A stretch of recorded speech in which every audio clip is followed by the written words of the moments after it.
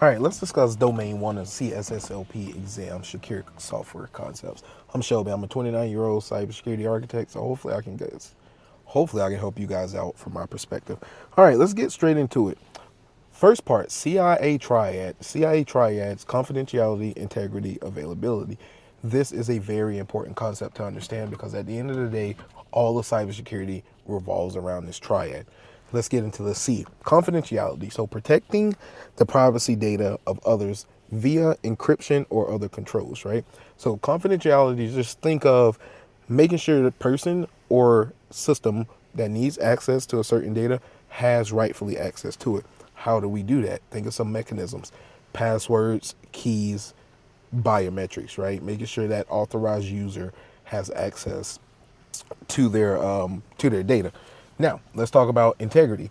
Integrity is making sure the data has not changed, right? The data is true. So think about the pedigree of something. For example, you want to understand that this data is what it was the last time it was committed, and it hasn't changed from the point of time that an authorized user has committed that data into another authorized user or system is viewing that data. Availability, making sure the data is available to the authorized users who are supposed to get the data, right, at the time of the data request, right? And we can do this via redundancy, making sure we have backup servers, making sure that we have, array configuration set up in our data, making sure that our environment is replicated just in case we have a massive breach, right? Now, inside of this confidentiality, integrity, and availability, the CIA triad, you also have the 3 A's, which are authorization, accountability, and authentication. You also have non-repudiation. So let's get into them. Authentication, right? You're validating the identity of a user or system through multiple, authentication methods, right? Now, authentication is different from authorization. Authentication is using passwords to get inside of a system. So think of a building, right? You're authenticated to be inside of this building, but you're not authorized to go to the second floor, right? So this is where authentication and authorization is a little different.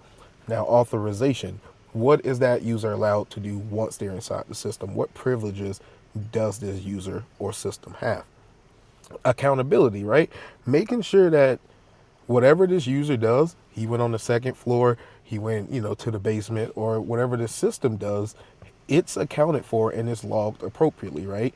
And making sure your logs are secure, but we'll get into that in domain, I think 2 or 3, something like that. Now, non-repudiation. Non-repudiation is making sure that a user or system cannot deny the fact that they did something, right? Hey, I went up to the second floor. The logs say you went up. The logs in my accountability, right, said you went to the second floor. You say I didn't. No. Non-repudiation is making sure we have track of what a user or a system has done inside of our systems, right? So the way that we can do this, right? Digital signatures, blockchain, and other methods, for example, right? You can't deny what you've just done. Okay, part 2. Security design principles, right? So in security design principles, we're going to go over a few topics, right? So let's speak on least privilege. Least privilege is making sure that a user or system has the minimum amount of access to do their job. Let's go back to our building example. I'm allowed this user, or I allowed a contractor inside of my building, and he's working on my basement. He doesn't need access to the penthouse, right? For no reason. Hell, he doesn't need access to any floor besides the basement, because that's what I hired him for. That's what I authorized him to come inside this building to do. Separation of duties, right?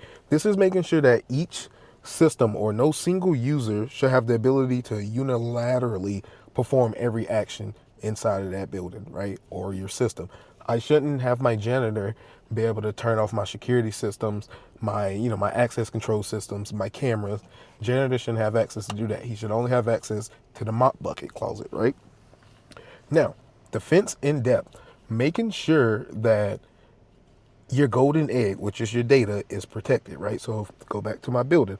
If my data is in my basement, I need to make sure you have a few levels of access before you get that. You have a lock on the front door. You got a lock before you get to the stairwell. Once you're at the end of the stairwell, there's another lock, right? And then once you're inside of the building, in the basement, where my data is at, there's 2 more doors in front of that. That's defense in depth. Okay, resiliency. Systems should be designed to be resilient and to fail in a secure state, right? You never want to fail open, for example. So, if go back to my building is your systems, by the way. If my building happened to catch on fire and my emergency system goes up, I'm not opening all the doors. No, no, no, no, no. I'm only opening the doors to where the people can get out of the building. I'm not opening the safe. I'm not opening my data closet, right?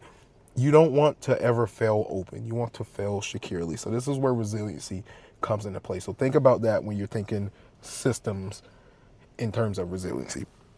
Now, economy of mechanism, right? So security mechanisms should be as simple as possible, right?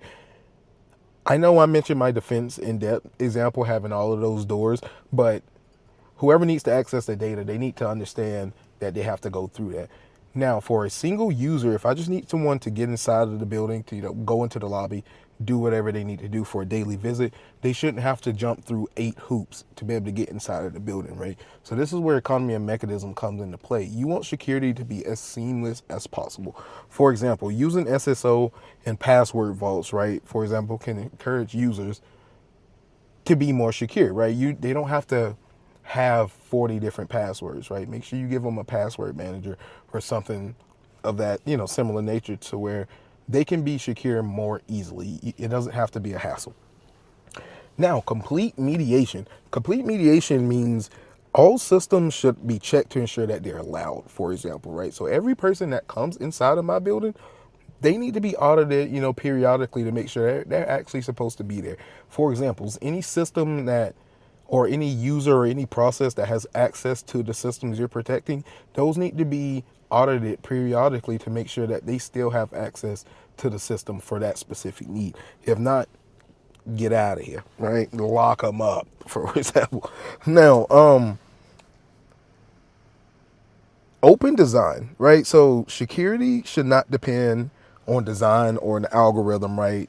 To make sure the secrets are kept safe. So a system should remain secure even if everything but the secret keys are publicly known, right? So that just meaning like, hey, yeah, my data's in the basement. Okay, you're not getting in there. You don't have the keys to, you don't have the keys to my 7 doors plus my password reader and my badge reader. So you're not getting in there, right? So security needs to be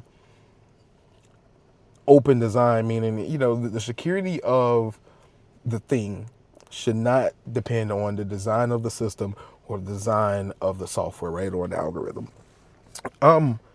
Least common mechanisms, right? So mechanisms used for access to resources should not be shared, right? So applications should use compartmentalization, isolation, and whitelisting to enforce this. Meaning, okay, I have a web server set up to communicate with my application that I'm doing. Like say it's just a regular 3-tier web app, right? And I have a web server to communicate with that thing.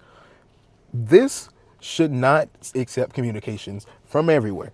That web server should be whitelisted to only accept communications from my app's IP address, right? That's it. You don't want to say, hey, I'm a web server sitting on the internet, come shop. No, no, no. It's not that way, right? You make sure you access all the access. I'm sorry, you make sure you whitelist all the access to your systems. Just don't let people come in and out your shop willy-nilly, right? Psychological acceptability, right? So security systems should not make it hard, which we kind of spoke on that on the open design type thing, but security mechanisms should not make it more difficult to access resources, right? For an authorized user, let's put that in play. For an authorized user, should not be that difficult. For someone who's not supposed to be in there, yeah, you're not getting in.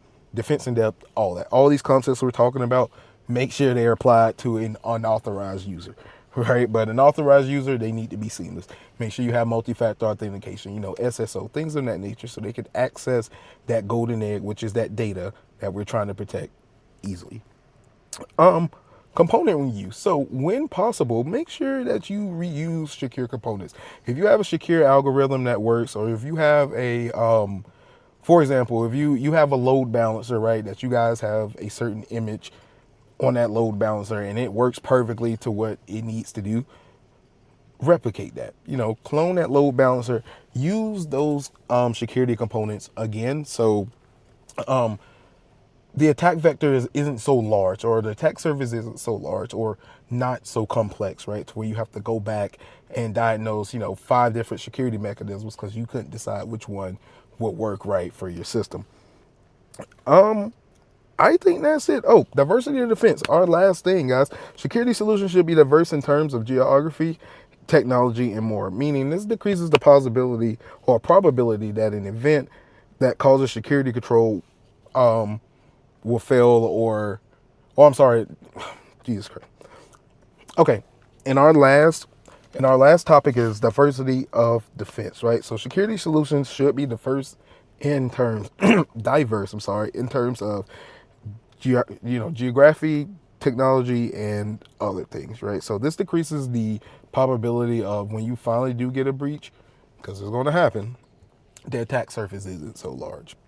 So that's what's that about, guys, right? You just want to make sure that whatever system you're protecting, if something gets hit, it doesn't hit your whole system. So that's something we have to talk about. I think that's about it, guys. So yeah, that was domain 1 of the secure software. Oh my God, or the certified secure software professional exam. I think that once you go through kind of all these topics, you should be okay to be able to, oh my God, I'm kind of loose about that because I have this little weird girl staring at me right now that's walking by. Okay, let's run that back.